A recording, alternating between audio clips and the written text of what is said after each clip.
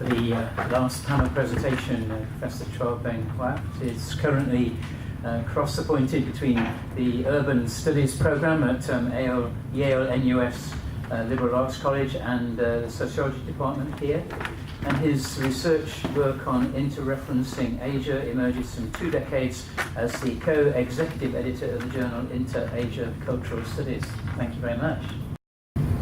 I have no slides. What I wanted to say is basically a kind of research formula or research methodology that has been developed over the last 20 years or so, working with a group of people that are concerned about Asians doing Asian studies within Asia. Right?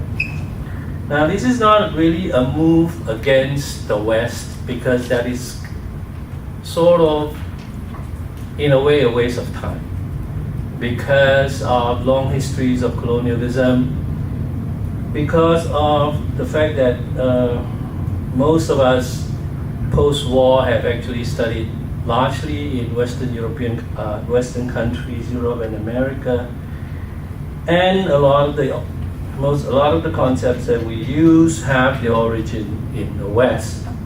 But at a certain point, a concept that becomes used universally or globalized, the origins become unimportant. So I don't think that we should spend time trying to sort of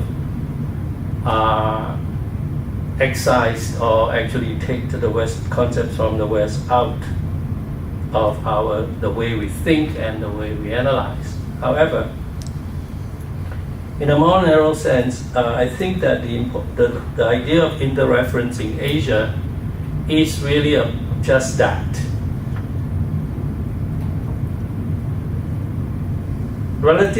The motivation behind interreferencing Asia is that we have to realize that in terms of when we talk about either modern capitalism or modern political economy, or just plain political development, relative to the West,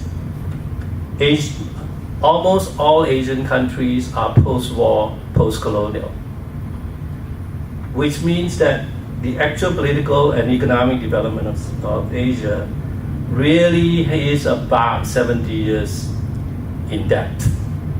Compared to Europe, for example, where industrialization could be placed somewhere around the end of 17th century and 18th century, it's a long historical gap. If you take if you take political development, then the development of democracy depends on when you want to take the starting date. If you start with the Magna Carta, then we're talking about somewhere around 5 centuries of development. In those processes, a lot of the developmental problems have been solved along the way.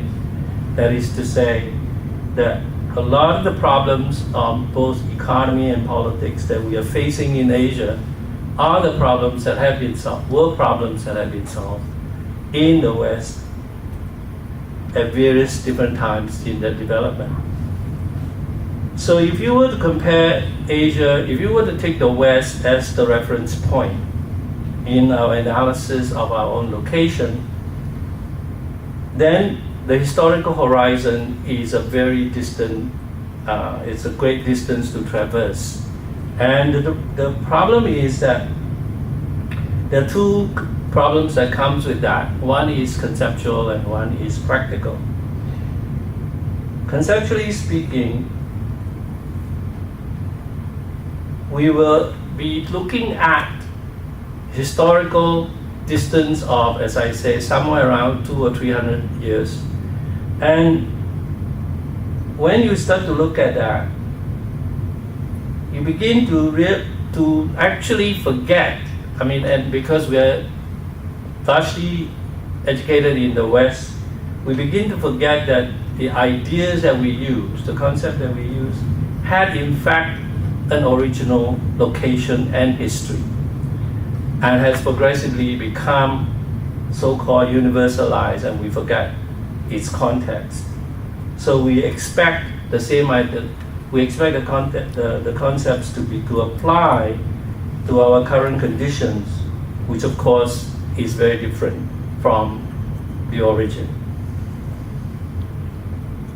In terms of practical consequences, is that if you continuously use the West as a reference point, and what you will end up is becoming very impatient with your own location.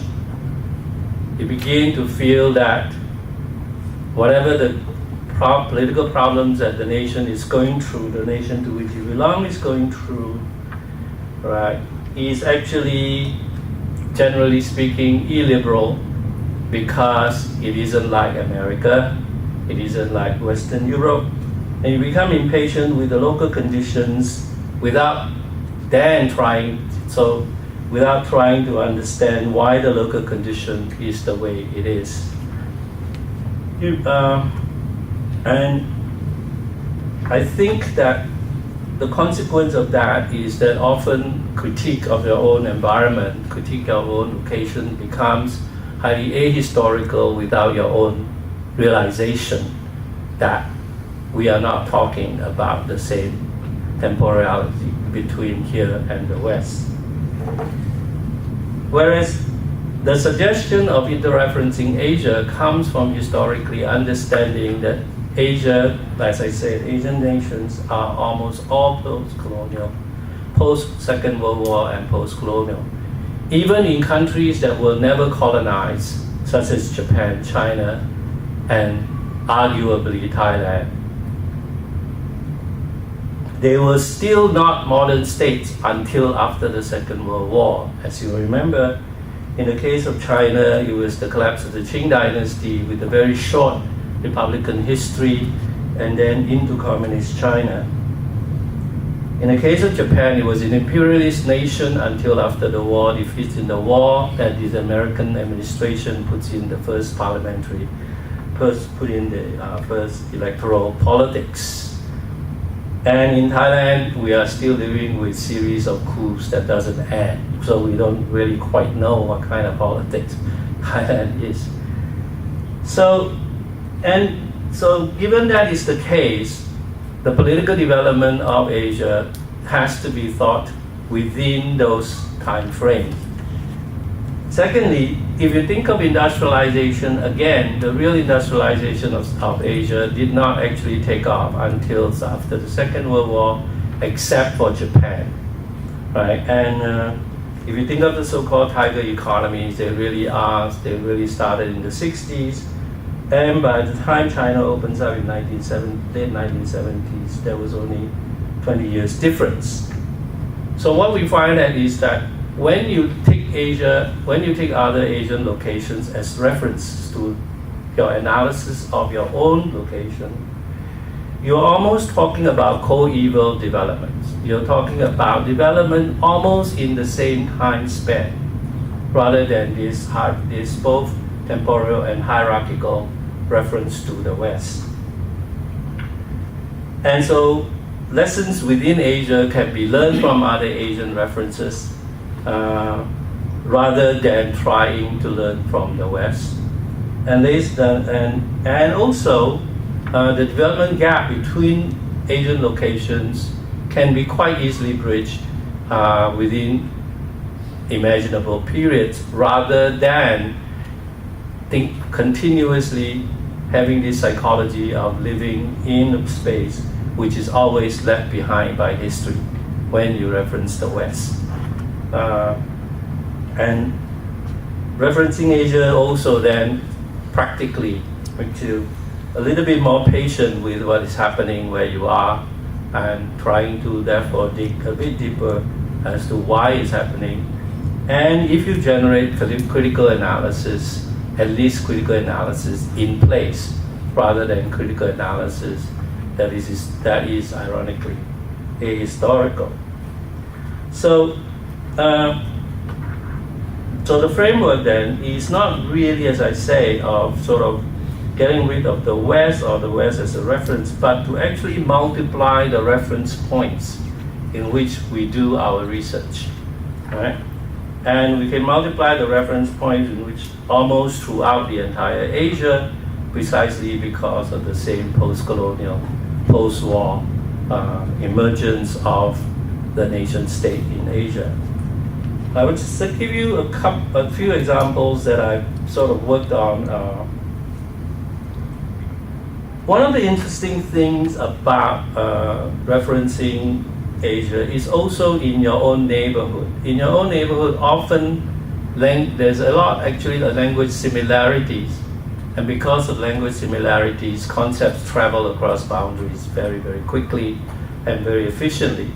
One of the recent examples is that post-Asian financial crisis, when Indonesia developed reformasi, the term was very quickly picked up in Malaysia, used it by the opposition. So there is a kind of linguistic transfer and conceptual transfer, but the conditions of the application of those two words were quite different, so that one can then look at the differences at the same time. So there's a lot of resonances that develop from one location to the other, and there's therefore a lot of potential sort of sharing and borrowing of lessons from each other. Recently, as you know, most of you would have known the umbrella movement. You might not know as much that there was also similarly at about the same time or a few months earlier, a sunflower movement in Taiwan. And then if you stretch it a little bit further back, the candlelight vigils in Korea. All this and the birthday movement in Malaysia. All these are actually new political developments within Asia that have actually shared a lot of comparable elements that could be subjected to interesting analysis in a comparative sense. So let me just end by the term reference rather than comparison. When we use the term reference, the term of inter-Asia reference rather than inter-Asia comparisons is because the idea of reference relaxes the criteria for comparison, because you are looking at much softer terms of referring to each other rather than looking for clear divides or presence or absence in that kind of hard comparison. So reference actually allows you to use a lot of softer terms like resonance, affects, all the sort of what would you call fairly sort of sometimes even arguable nebulous concepts used by cultural studies people. Thank you very much. Thank you. Questions, please. So when you say interreferencing, it's between the East and West or within Asia? Within Asia. Within Asia. Then what would be the impact of that? So for instance, when you find something significantly different from when you had the West as the reference point, then would that be, do you think, impact the literature of something like a political movement, as you just made the example, even in the Western content, even the Western literature of that? So what's the worth of the interreferencing within Asia? Okay, so if you were to, let's say, take the example I gave, right? If you were to look at, let's say, the umbrella movement and Occupy Wall Street, you will not actually learn very much. They're different. Yeah. If you look at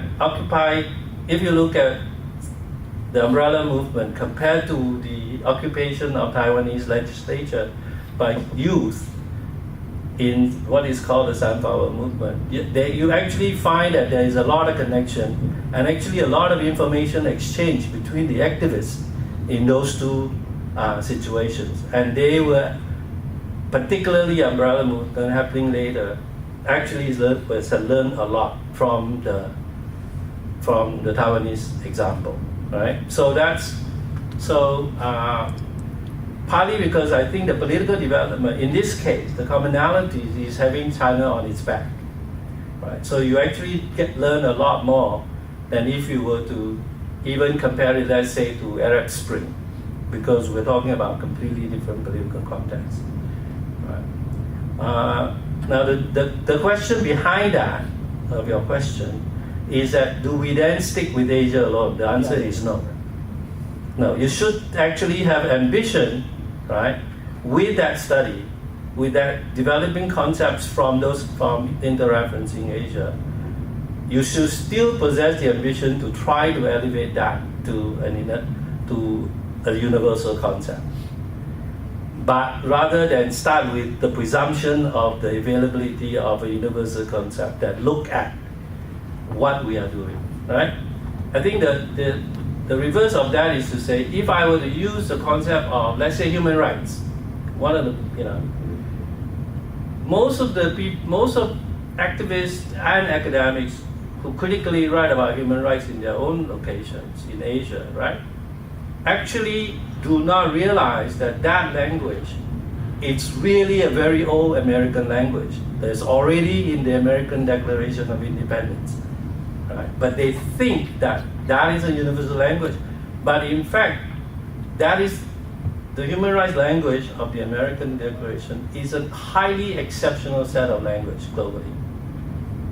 So the invocation of that within Asian locations tends to be, as I said, the ability to be critical of the location is actually very weak because it doesn't understand the local development and expect an instant application of a very established idea, right?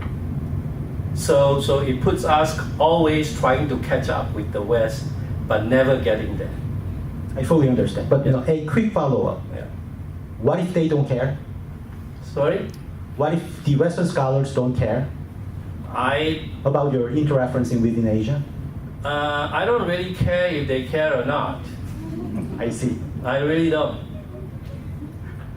Clear enough. Thanks. We time for one more question. Anybody who's not had a go at a question so far this afternoon? But anybody before we come to a close? They're really not my audience. In the immediate term, right?